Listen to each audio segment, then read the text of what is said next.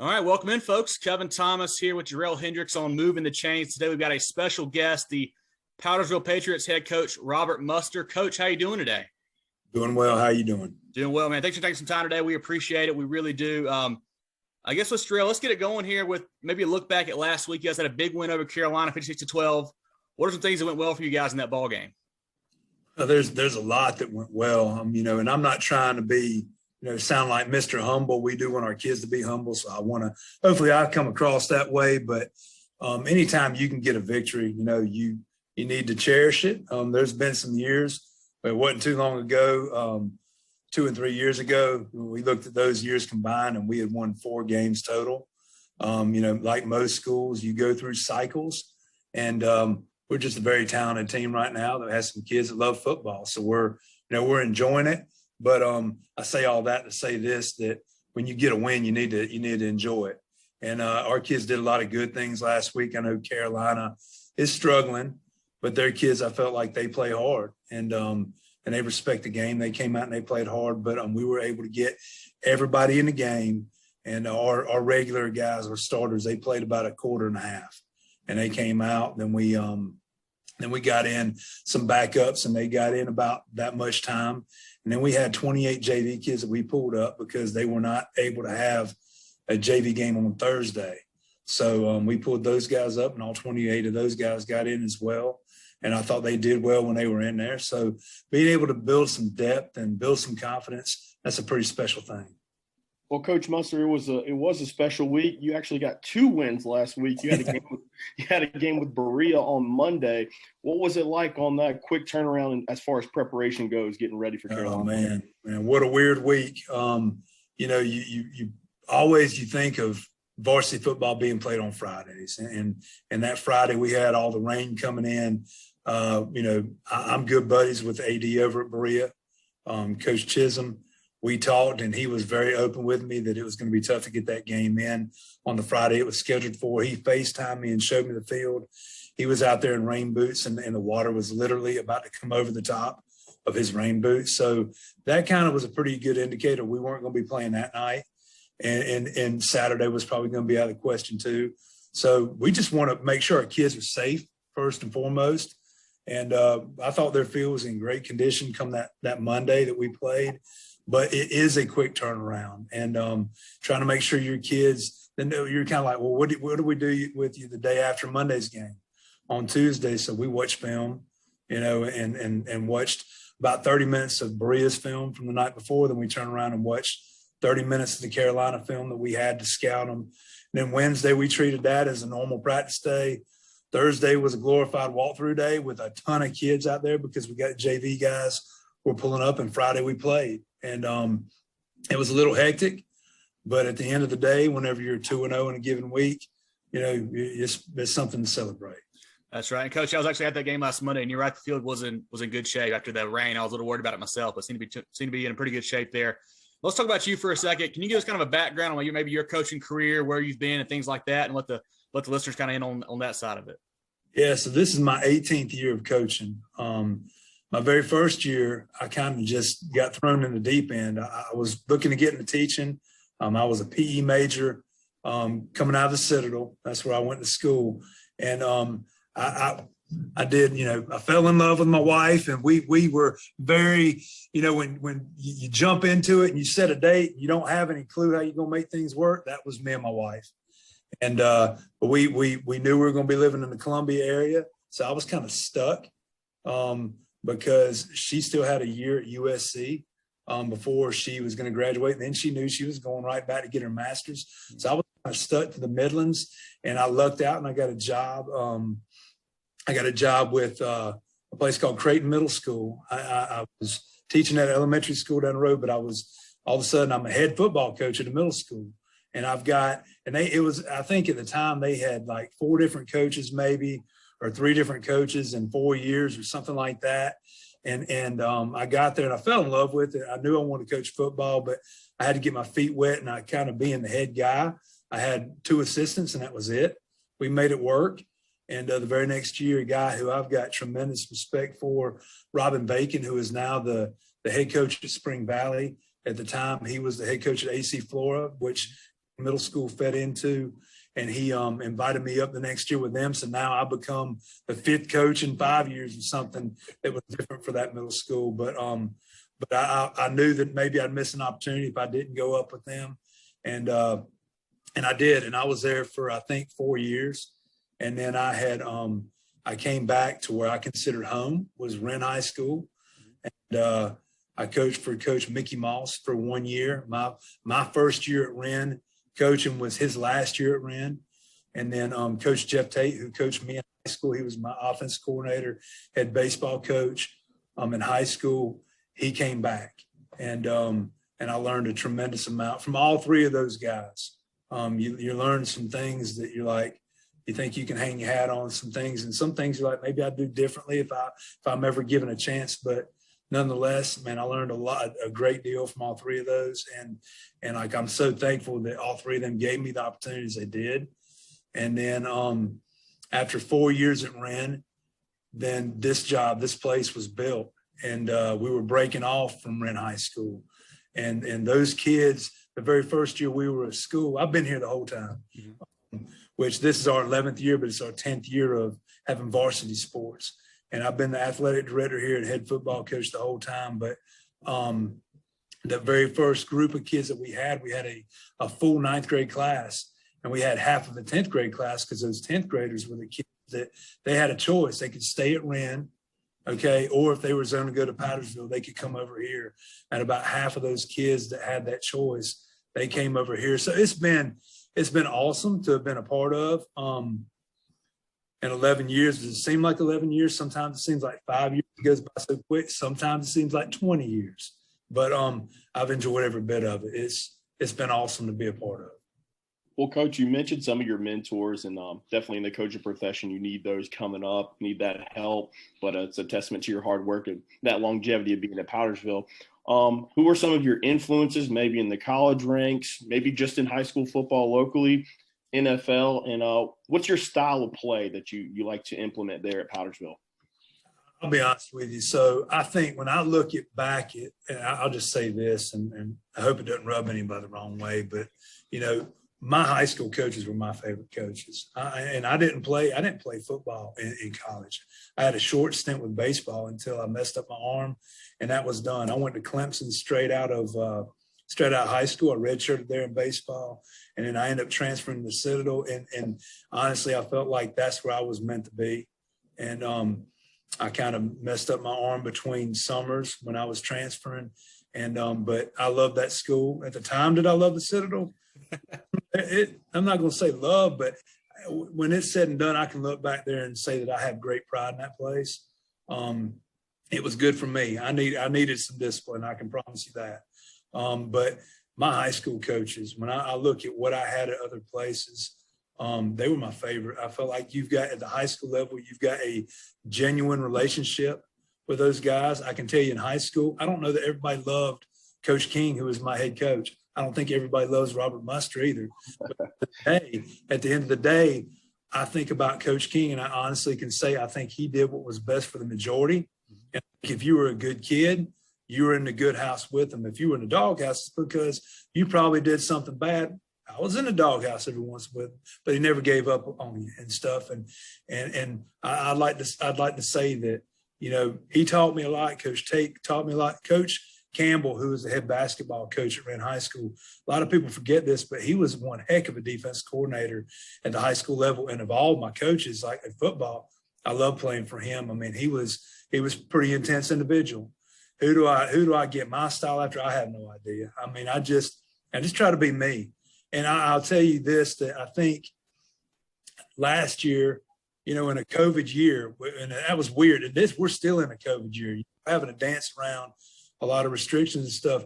I probably found myself in the last 2 years being more of a coach that is coaching coaches and giving more ownership to the coaches so they can, because we've got some great guys on our staff. I would measure them up against anybody else in the state. They're young. I mean, I'm 44 years. No, I'm not. I'm 45 years old, but I'm the oldest one on the staff. And so we've got a young staff, and they're energetic, and you need to utilize them, or they're going to leave you. They're going to go somewhere else. And selfishly, I want to hang on to them because we have been a very consistent staff, but looking out for them and their desires and professional goals might be. I don't want to hold them back. If they think there's a job out there they're ready for, I want them to go do it. But if I think it's a bad decision, I'm going to let them know, I don't know if I can vouch for you to go do this because it might be a dead-end job. And we got some guys who are capable of being head coaches other places. And I think that makes me feel like a proud papa. But who do I mold myself after? I don't know. I'm a fan of the game. But like I said, I think my high school coaches were definitely my biggest influence. And I think you got a genuine relationship.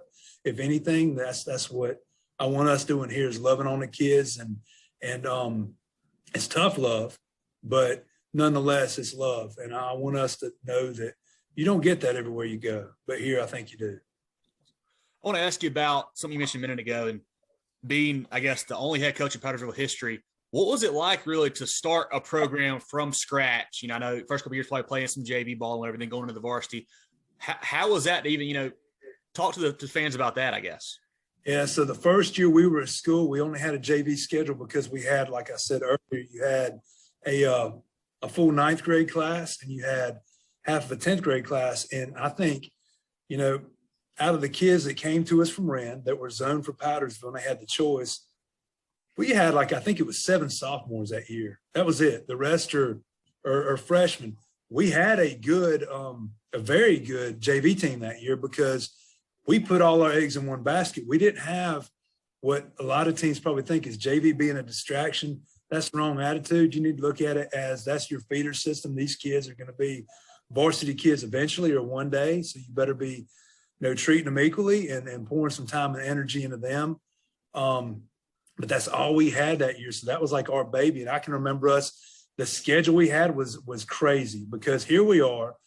Numbers wise, we probably should have been considered a 1A school, maybe a small 2A school. And on that schedule that year, we had Christchurch, who, was traditionally like this great private school team back then, and they still are. But West Side, we had Lawrence, we had Teohana, we had Woodmont, we had Palmetto, we had Travelers Rest, Crescent, and that might be all of them. But we put together a full schedule. I want to say we were either, this is where I mess up.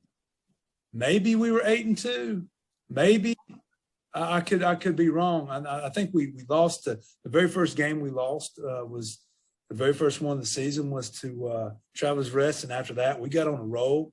And we first win in school history in anything was in JV football. And we beat Crescent, and then a week after I think it was West Side, and then Woodmont and Christchurch. We got on a roll, and Teohana. I remember we lost to Lawrence, we lost to Teohana, then we lost to Chesney, so maybe it was 3 losses. But that's the thing, because when we got over here, I remember meeting with some of the guys who were 8th graders the spring before we opened up as a school, and they were like, I was like, nice to meet you. I'm trying to get to know names. And I can remember me and my wife went over to watch Powdersville play Wren in a middle school basketball game. And I went up and sat in the stands, and it was the neatest thing because I had some kids that were in an 8th grade class that are going to be playing for me the next year. And they were just there to watch the game. And they were sitting in the stands like, Coach Mustar, how do you think we'll be next year? And I was like, when you're winning games and you're putting up like 40 points, don't be surprised. And it wasn't a cocky thing. It was trying to instill some belief, because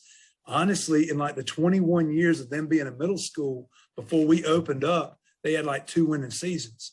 Wow. Expectations weren't high. And I felt like they weren't high for me either.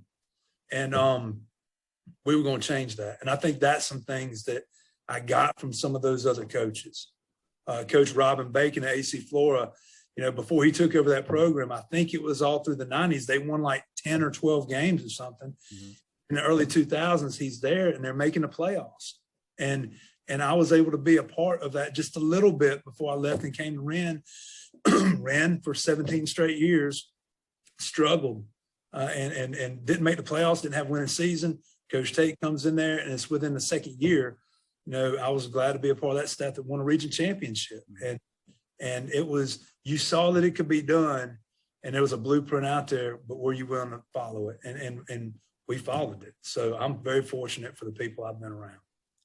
So piggybacking off of that a little bit, so you split off from Wren. You guys were able to beat Wren, knock off the Hurricanes this year. How special is it for your guys and winning in that community when you guys beat Wren?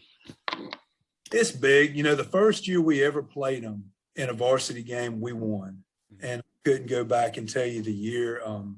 It was 2016. 2017, we beat them in our place. So that's the first 2 years we were 2-0 against them. And then they ripped off 3 in a row against us. And man, it's not a good feeling. And then for us to win again, we even up the series. But here's the thing is, I've got great respect for Coach Tate. He's been a father figure for me. I want to win. He wants to win. But I think our kids and his kids, a lot of times when you play each other, they are so out of their minds because they get blinded by all the other stuff. Is it a rivalry? Yeah. What I consider a friendly rivalry, it better be. Like I don't ever need to give anybody anything to fuel a fire. I think coaches that do that, pretty dumb. I'll tell you this, Robert Mustar doesn't do Facebook. I don't do Twitter. I don't do Instagram, whatever other social media you can say, I don't do it. I'll look at it, and I appreciate what you guys do. I think it's good that kids get attention, but I don't want to find myself, I trust myself, but I don't want to find myself putting something out there I think is harmless and somebody else takes offense to it. I'm good. Yeah, I can remember when my parents had a bag phone. People don't remember those before cell phones, and freaking thing didn't work at the time. That was probably the best thing could have happened. That thing didn't work. But I'm not Mr. Technology. I don't need to, give anybody more fuel for the fire. But how does it feel to beat Wren? Feels good.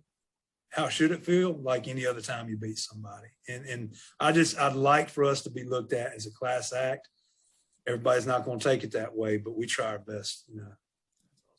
This year, Coach, your offense is averaging over 42 a game. Defense holding teams to about 12 a game. Who are some of your playmakers on both sides of the ball that are really, having great seasons for you guys? Yeah, we've got quite a few of them. Obviously, and I'll start with defense. I feel like the offense, a lot of times they get all the attention, and our defense has played some exceptional games for it. Everybody knows about Jalen Rambert, number 2 for us. He's a junior. He's got 8 offers already from some big-time schools. Great kid, very coachable.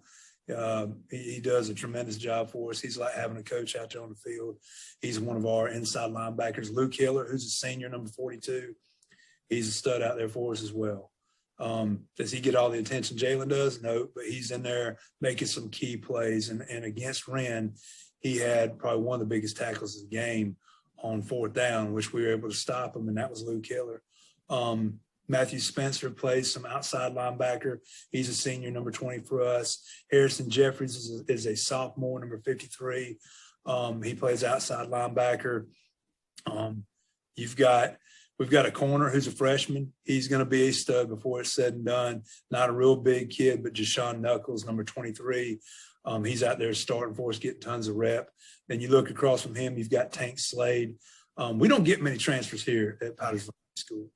And I'm not saying we don't take them, man. If they happen to move in here, we'll take them. Sign them up. Yeah, but we're not out there looking for them. But we found a good one in him.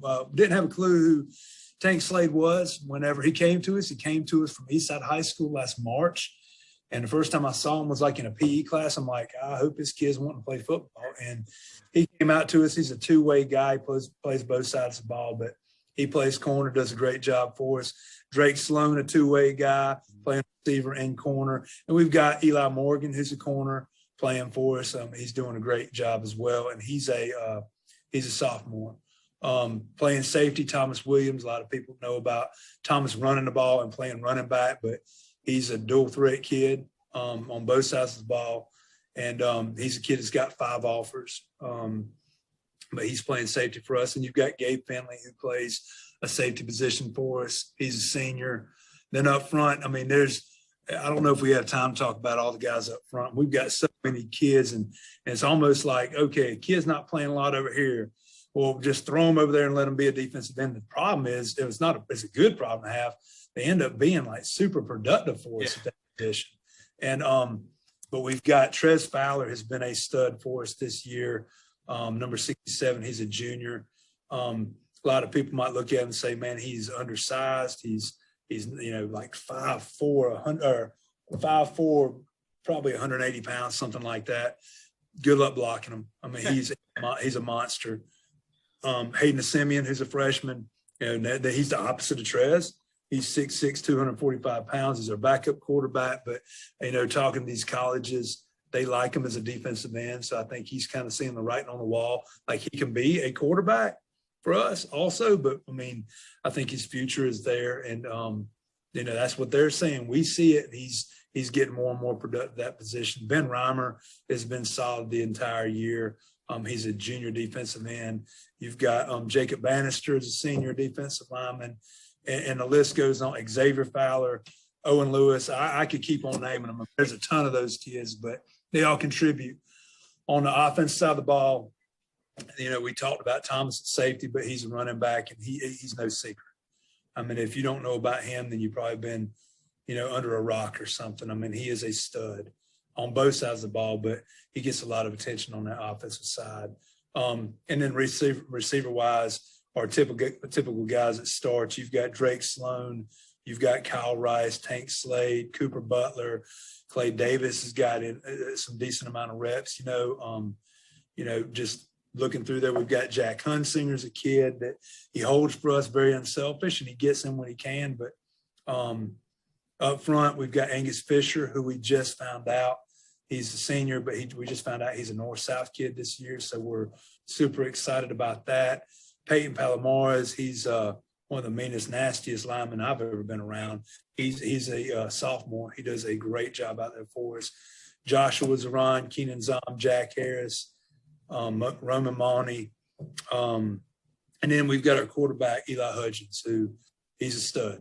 He's a sophomore, and he's got a whip front arm, and he can run, and he's very smart, and it's fun to have him on there. I mean, he's a competitor. He'll let you know what he's thinking, but he does it in the right way. But he's like having a coach out there on the field as well. So we're blessed with some talent, and we're not going to apologize for that. Well, Coach, that's an impressive list of talent there. We are very well aware of Thomas Williams. He was actually one of our players of the week a couple weeks ago.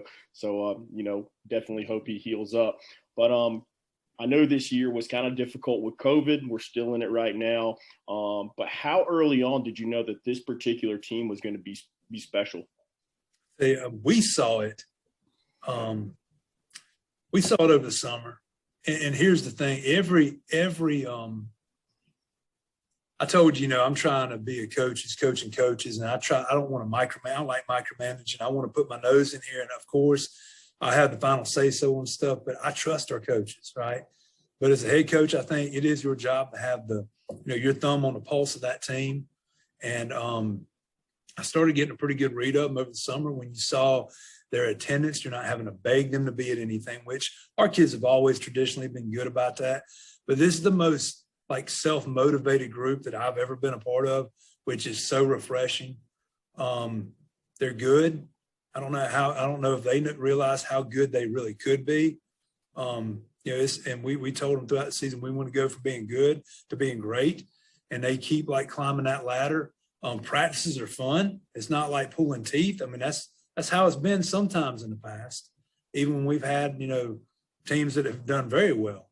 But when you've got that and that maturity on the team, and they know how to play and they know how to compete, then there's some pretty good signs out there, indicators. But probably the first official sign was when we went and played Franklin County in a jamboree in Georgia, and we had the lead for 1.5 quarters or something like that, because you play 2 quarters in jamboree, and then we get down when there's 45, 50 seconds or something like that on the clock, and they kick off to us, and Eli Hudgins, he calls his own number on a keeper and takes it 70 yards for a touchdown, and we win. And right then you could see the way he reacted, the kids reacted, the coaches reacted.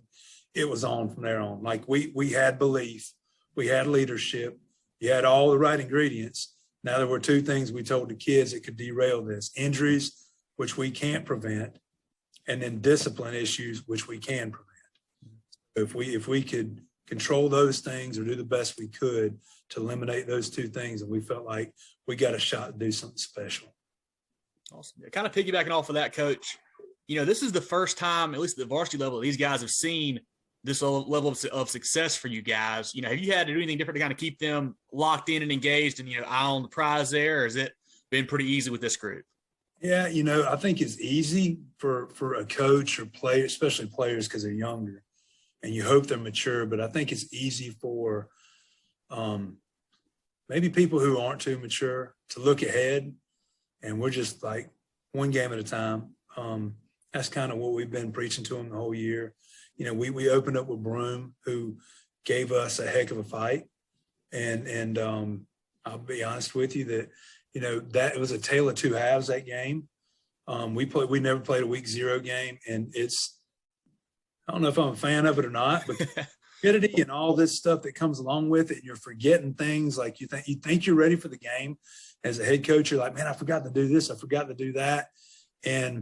But the one thing that kind of drove me nuts that game was the whole first half. We had kids dropping like flies from, cramps and stuff. Yep. Second half, they did. And if it weren't for that, I don't know if we win that ball game. We kind of took advantage of that moment, and we won a ball game, and then we built up some momentum going into the next one. And we just have been, one game at a time, feeding off of, the success we've had, but trying not to look ahead. It would be so easy for us right now to say, okay, we know we're going to be in the playoffs some form or fashion. Who do we think we're going to be playing? I got to pinch myself and say, don't do it. Don't do it. So right now we got Blue Ridge this week, and that's what our focus is on.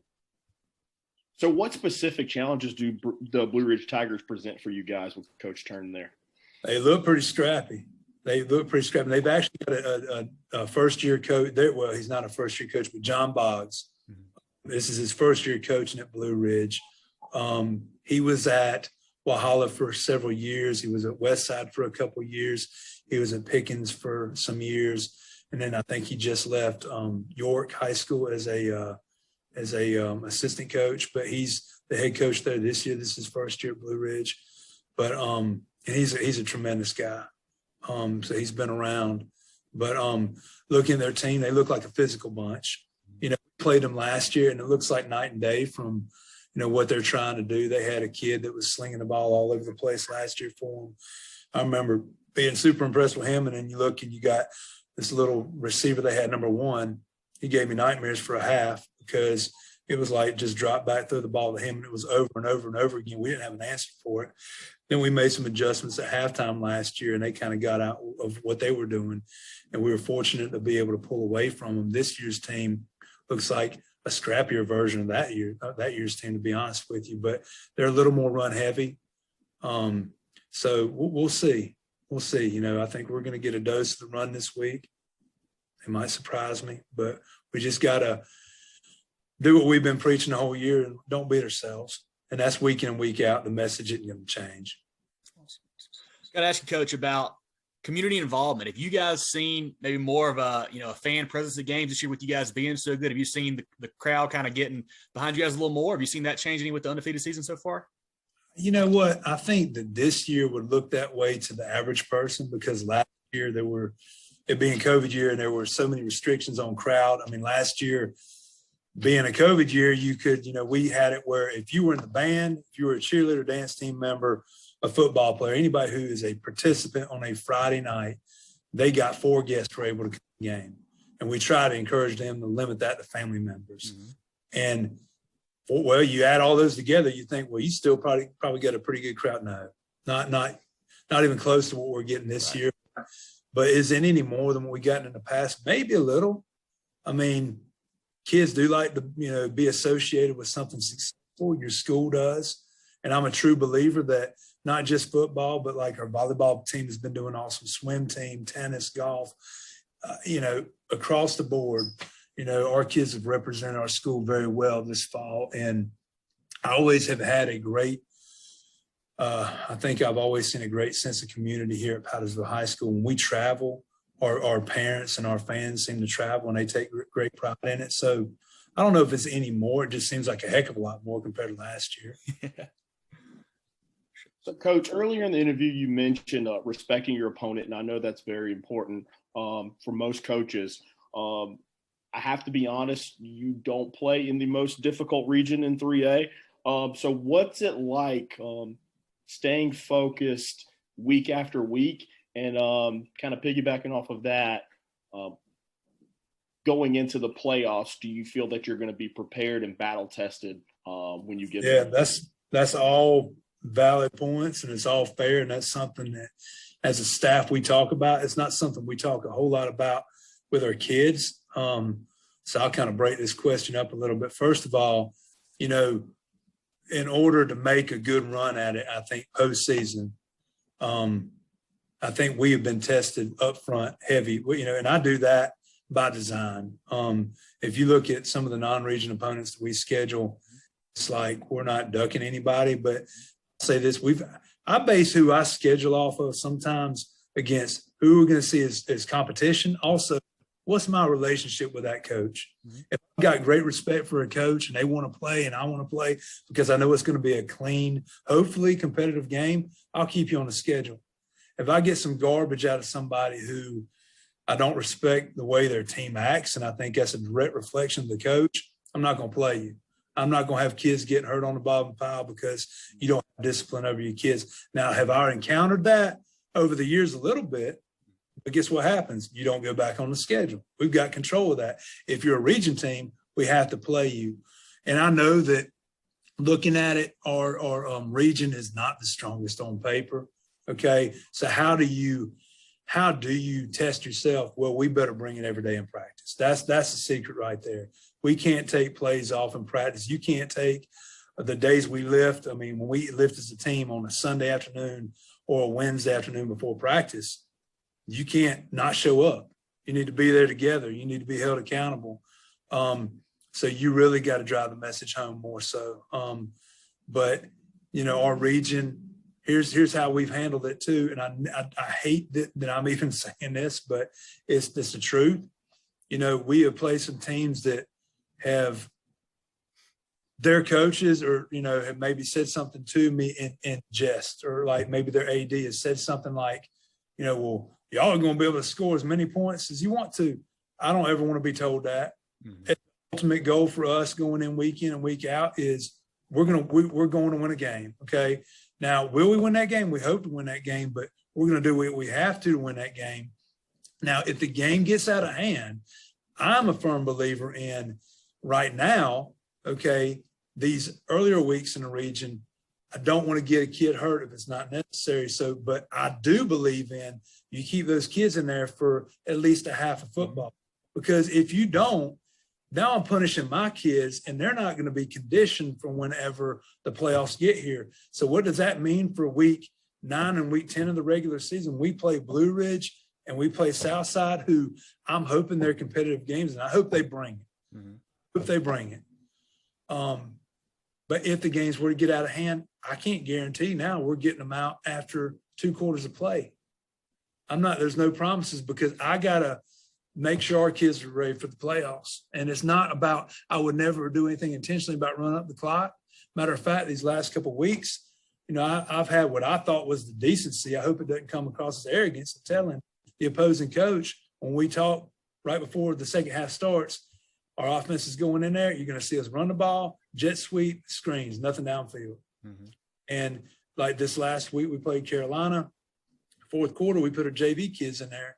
That's all they did. They scored, but it's your job as a team to try to stop us. But those kids deserve their reps too. And I think you can't go out there and take a knee, but I think you can see some different kids play. Mm-hmm. Productive part about it is you're developing some depth for your team. And those kids are never going to know how to play if you don't go out there and just take the reins off of them. So that's, and like I said, I never want to come across as cocky, but I also don't ever want somebody to think we're running up the score.